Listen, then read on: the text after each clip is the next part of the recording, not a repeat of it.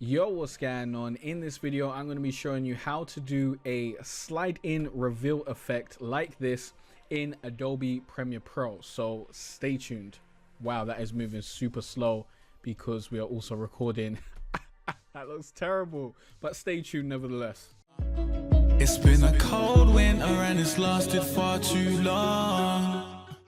If you want to get more views on your YouTube gaming channel, go to growonyoutube.com/free chapter right now. When you go over there, you'll get to this page and you'll be able to discover the secret to getting more YouTube views with a free chapter of my book, A Gamer's Guide to Greatness.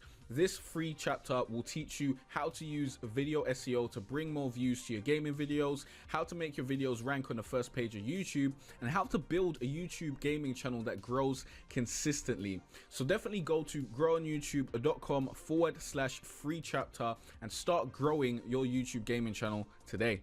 Yo, what's going on? I'm Jay Carteret from growonyoutube.com, teaching you how to be better. And I got this question from Screencast Magazine. He asked, hi, is it possible you can show me how to add the slide in on videos? And the video he was referencing is this video by Robert Smith. Let me quickly show you the slide in over here. Let's play this. It should be coming in anytime soon. As you can see, this side pushed that side over, and then you have basically enough space to see the information on the right hand side, which is what I've created over here, although I've gone over a little bit too much on this end. Although you can just, you can change that. You don't have to use the same values that I'm using, but it's the same basic concept. So let me see if I can play it and hopefully it won't lag. Let's get rid of the adjustment layer. We'll get rid of the lower thirds. So there you go, it's a bit less laggy now, and then it stops there, and then you can see the info in the background. So how do we do this? Now, the first thing I tried to do was I tried to use push. I didn't use slide, but I tried to use a transition, and I realized transitions won't work because the thing with transitions is they end. Now, I could have done a transition for the whole of the video, which I'll actually try and do that before the end of this video. I'll see if I can move a transition like all the way over a video, although you kind of don't want to do that necessarily. Let me test that real quick. So the thing with transitions is you can't really pick a stop point. It has to be like the end of the video. So what you could do is you could transition this to a specific point and then use the other method to basically put it in the right place and continue on there, but that's all long. I really wouldn't suggest that. Let's actually get rid of this transition because it's not really doing a lot. And let me show you how to do this manually. So what you need to do is you basically need to use keyframes. Like, that's how it is. We start with our video at 960 by 540. That's the video underneath the actual colored layer. The colored layer is on top. Here's the colored layer. Let's do this step by step. So first of all, we'll start with the footage, and we start at 960 at 540, and then we go down to 480 at 540. Now that is half of 960, so I just halved 960 to 480 because I believe that would give me half the I believe that would put me like halfway through the screen, but it didn't. So you may want to go a little bit over. I'd just add another like 270 or something, or another 240. That would be better. So add another 240 to that to move that over a little bit more, but this actually worked pretty well for what we needed. But it's just a keyframe.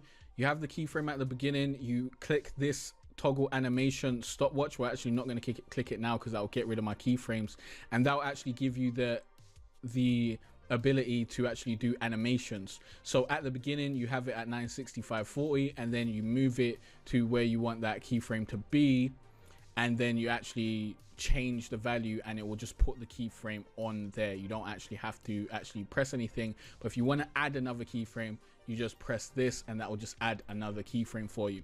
So that's how you do that, and that actually just is this little action here. So it's from normal position to moved a little bit over to the left. And then we just did the same thing with the color map. So in order to do that, first of all, you need to create a color map. So we'll go to project, we'll go down here to new item, then we go to color map, and then we'll just press OK because it does it around the right aspect ratio for me, 920 to 1080. And then you pick the color you want it to be. We did red and then we went to OK. We're not going to do that again now, but then it will pop up down here. You can also change the name of it so you know which color mat you're using. Then you just drag it in and that will be your color mat. So this is the color mat we have. Let's actually make it visible.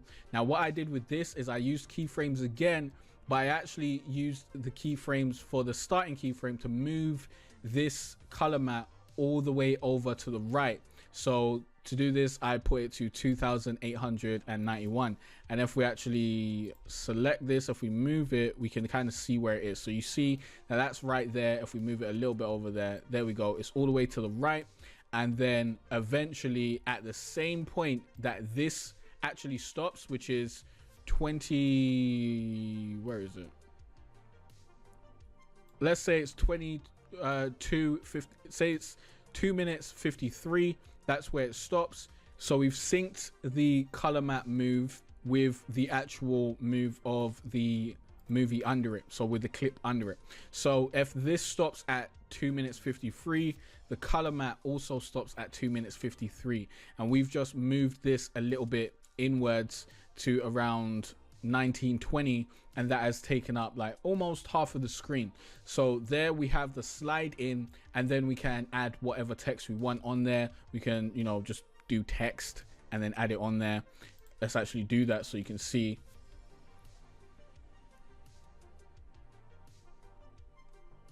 And of course Adobe Premiere Pro doesn't like that, so we'll just write text.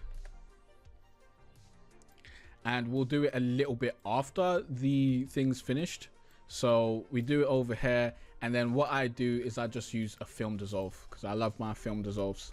So we'll get a or just any dissolve. I use film dissolve, that's what I use. So here we have the slide in, and then we have the text dissolve in, and we can have other bullet points under there and basically recreate that effect. So let's do that again.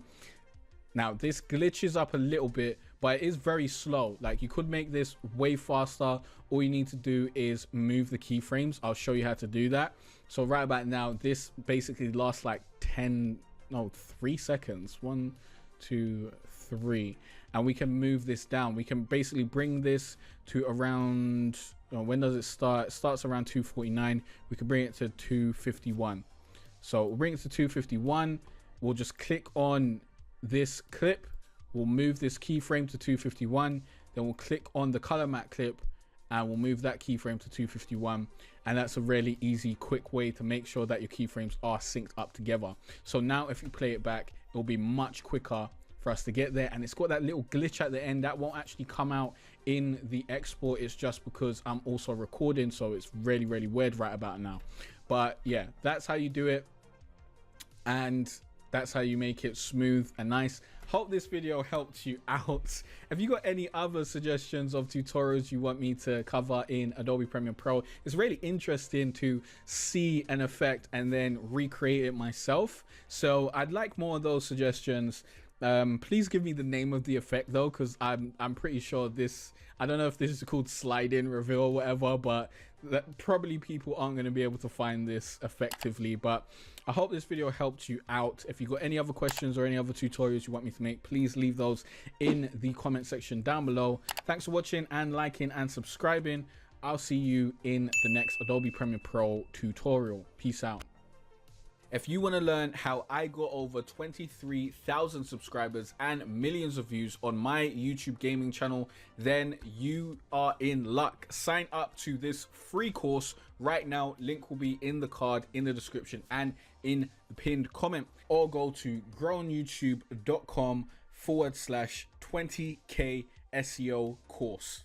In this course, you will learn the best way to write your video titles, tags, and descriptions to help you rank on the first page of YouTube. It's simple when you know what to do. I'll also show you a hack that will help you choose the right key phrases and help you create videos that can rank and get views no matter what game you play. Stop struggling to grow your YouTube gaming channel and start doing what works. Click on the link in the description or go to growonyoutube.com/20k SEO course. This course will not be up forever, so get in there as soon as possible. I hope to see you here soon, and I wish you the best of luck on your journey of turning your passion into your career.